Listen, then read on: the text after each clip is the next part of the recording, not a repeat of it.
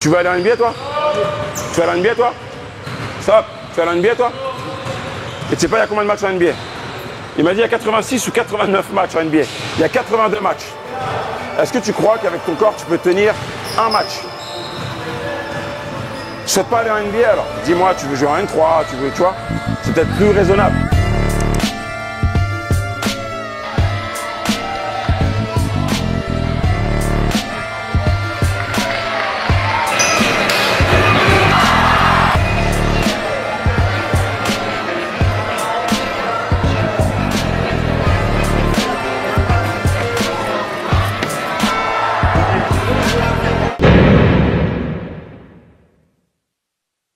Moi, quand j'étais petit, on m'a toujours collé une étiquette d'un petit colérique, tu vois, un peu un petit de la rue, tu vois. Parce que voilà, moi, j'avais que ma maman à la maison, elle pouvait pas me surveiller. Donc, j'étais dehors toute la journée. J'ai grandi au Muro. Moi, à 9 ans, j'étais dehors jusqu'à minuit, 1h du matin.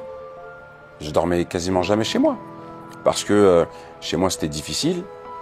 Et j'avais pas envie de rentrer chez moi, en fait. Je ne sais plus si je l'ai rencontré sur le terrain en tant qu'adversaire ou en tant que coéquipier. Sûrement en tant qu'adversaire. Mais ce que je me souviens, ce que je suis sûr, c'est qu'après le camp, j'étais sur la rame de métro avec cet individu.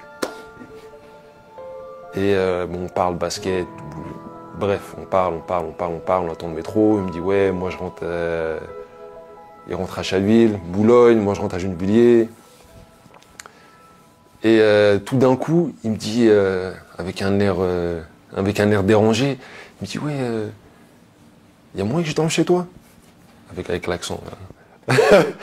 Et je me suis dit, mais, je lui dis, attends, ça fait quoi? Ça fait quoi? 2-3 heures que je te connais? Tu veux,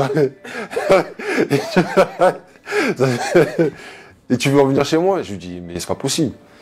Et il a insisté. Il insistait, j'ai dit non, il insistait. Après j'ai dit, bon vas-y viens. Avant on était tout le temps ensemble, il venait chez moi, il passait des 1 mois, des 2 mois. Le mec motivé, tu vois, quand il te parle, Sako, il est tellement passionné qu'en fait, voilà, il te donne la rage, tu vois. Donc franchement ça m'a beaucoup aidé au début de ma carrière, notamment quand j'étais au Mans, tu vois. Ça c'est un mec, il était là, il me boostait, il était à fond derrière moi. Seb, il habitait au Muro à l'époque. Au Muro, il y a des joueurs, ça joue, il y a du street. Ok, bah nous on va au Muro. Nous, on aimait aller défier les gens chez eux, tu vois. Et c'est comme ça que j'ai rencontré Sébastien. J'ai même fini par passer mes vacances au Muro. Le premier été où on s'est rencontrés, mais on jouait au basket H24, du matin au soir. C'était un jeune qui était très respectueux. Après, il est de même origine que moi, donc il est malien. Et c'est un garçon qu'on a pris sous notre aile très rapidement. Pourquoi? Parce qu'en fait, il avait ce truc, en tout cas, voilà, il savait jouer au basket et puis on voyait un avenir en lui, en tout cas au niveau du basketball, quoi. Il était maigrelet, avec un gros jogging, et il parlait tellement. Et bon, déjà à l'époque, c'était un gros passionné, hein, et il aimait ça. Il mangeait basket, il dormait basket. Et voilà, c'est grâce à des gens comme lui que j'ai apprécié de plus en plus ce sport et que j'ai évolué rapidement. Amarassi, dont c'était le premier match de Pro A, 4 points, 2 rebonds et 1 interception. Beau début. Talent de fou, Sébastien. Talent de fou. Shoot, mi-distance, dribble, c'était incroyable. De sa génération, pour moi, il faisait partie des meilleurs. Il avait de grosses envies dans le basketball et il s'est blessé à la main droite. Et contrairement à la plupart des gars, lui, ça lui a permis en fait d'évoluer à son niveau de basket, c'est-à-dire qu'il a travaillé que la main gauche pendant toute cette époque-là. Et ça m'a surpris parce qu'après, carrément, il shootait main gauche. C'est-à-dire qu'il pouvait shooter main droite et des fois il s'amusait même dans les airs de dire ah attends non je vais passer main gauche. Main gauche, gauche droite, fort. Stop. Gauche droite. Tu tires main gauche, ok. Tu tires main gauche, tu peux pas avoir l'appui gauche, ok. Faut équilibrer ton corps. Donc c'est jambe droite, main gauche. Là t'as de la balance, t'as de l'équilibre. Comment guys? Centre de formation, tu sais pas ça? Je savais pas si je voulais devenir agent, entraîneur individuel, coach, je savais pas du tout. Et en fait, à l'époque, avec la personne qui m'a aidé à partir aux États-Unis, j'ai été la voir et je lui ai dit voilà ce que j'ai envie de faire, etc. Et lui, il m'a dit ouais, écoute Seb, franchement, tu devrais être scout. Et je dis, c'est quoi scout? Et il me dit, ouais, bah, tu regardes les talents et puis après tu fais des rapports sur les joueurs. Il me disait, ouais, parce que tu as l'œil, tu arrives vite à reconnaître les situations, les talents, etc. C'est ce que tu devrais faire. Et donc je me suis lancé là-dedans, donc j'étais son assistant pendant pas mal de temps. Et ensuite, lui, il travaillait pour Adidas Nations à l'époque et il m'a pris en tant qu'assistant de direction. Lui, c'était le boss et moi, j'étais son bras droit. Donc j'étais chargé de recruter les meilleurs Africains, donc soit directement d'Afrique ou des joueurs d'origine africaine. Et donc du coup, on les mettait dans notre équipe qui s'appelait la Adidas Nations Africa et on jouait à Los Angeles contre les meilleurs joueurs du monde.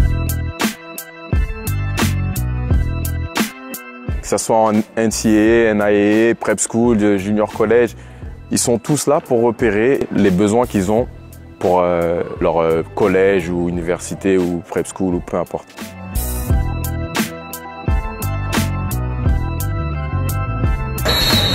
They had more turnovers than us. Ils ont fait plus de balles perdues que nous. Right? And you guys played harder.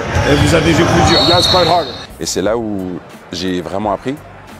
En fait, cette période-là m'a permis de gagner énormément de temps en termes de connexion, en termes de basket de très haut niveau. Et la personne avec laquelle je travaillais, à un moment donné, on a eu des différends et elle a eu des paroles dures envers moi. Et en fait, je me suis dit, c'est ça la vie en fait. Ça veut dire qu'il y a des personnes à qui tu fais confiance, mais dès que ça devient chaud, eh ben, tu as le vrai côté des humains qui ressort et c'est la méchanceté en général. En général, c'est ça. Et donc, je me suis dit, putain, c'est un truc de fou quand même. Je dois respecter tellement. Et je me suis dit, bah, ok, c'est comme ça maintenant. Allez tous vous faire en groupe et je vais faire mon propre truc.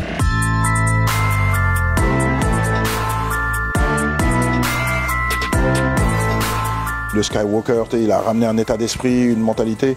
Je pense que tout simplement, il a ramené un truc qui correspond un peu à ce que lui il pense du basket. Alors d'autres te diront qu'ils aiment, d'autres qu'ils aiment moins, mais on s'en fout un petit peu de ce que les gens vont penser. À la finale, ce qui va être le plus important, c'est ce que lui il apporte. He's definitely building a brand.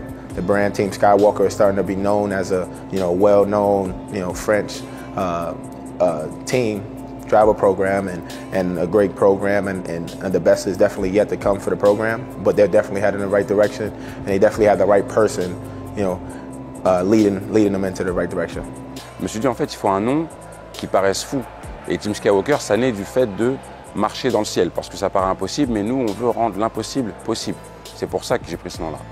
Et après, bah voilà, j'ai fait mon petit bout de chemin et maintenant on est là aujourd'hui. Il y a du basket business et Team Skywalker, je pense pas qu'il soit là-dedans. Donc, de fait, forcément, s'ils ne sont pas dans cette vision business, il y a un rapport humain qui est beaucoup plus important.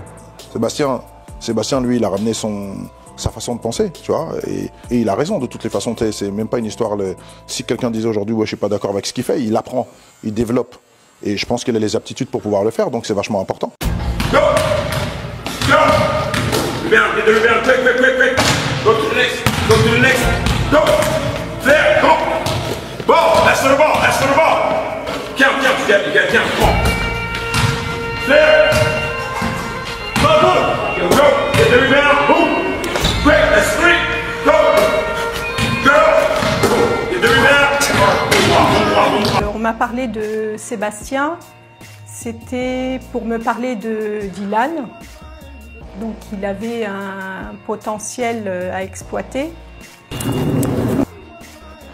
Seb a commencé à entraîner mon frère et quelques mois plus tard, j'ai commencé les entraînements avec lui aussi.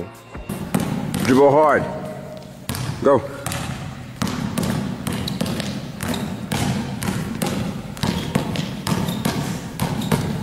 Switch hand.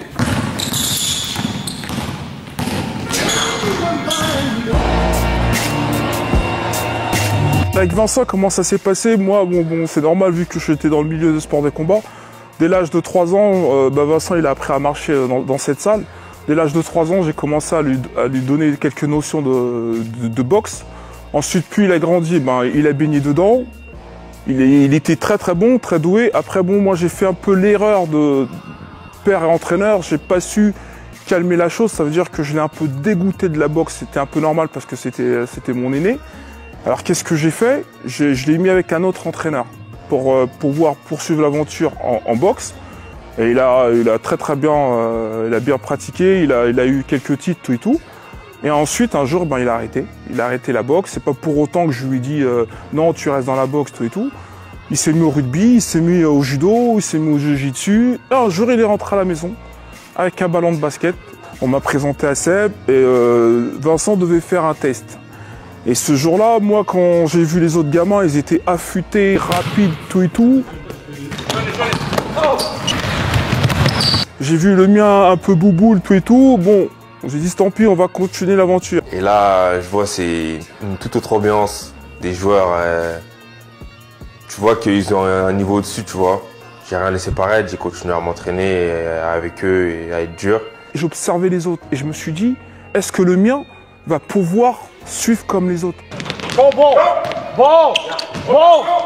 C'est bon. Yeah. Est-ce que le ball? Demande la balle. Bon. Go back. Yeah. Demande. Yeah. Ça gros. Bang. Ok. One more. Go. Come on. Tap. Bien. Move your hands. There you go. Right here, go. Et même le coach, il nous poussait. Et quand un coach il te pousse, après, tu peux pas t'arrêter. Tu es obligé de te la donner aussi.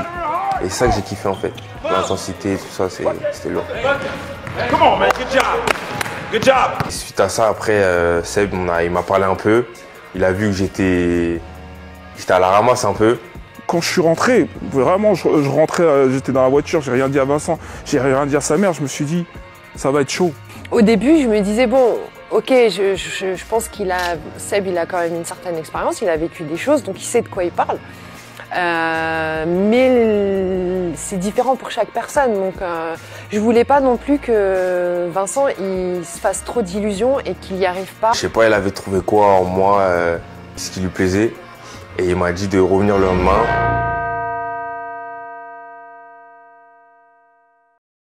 Ça fait 25 minutes, Karim.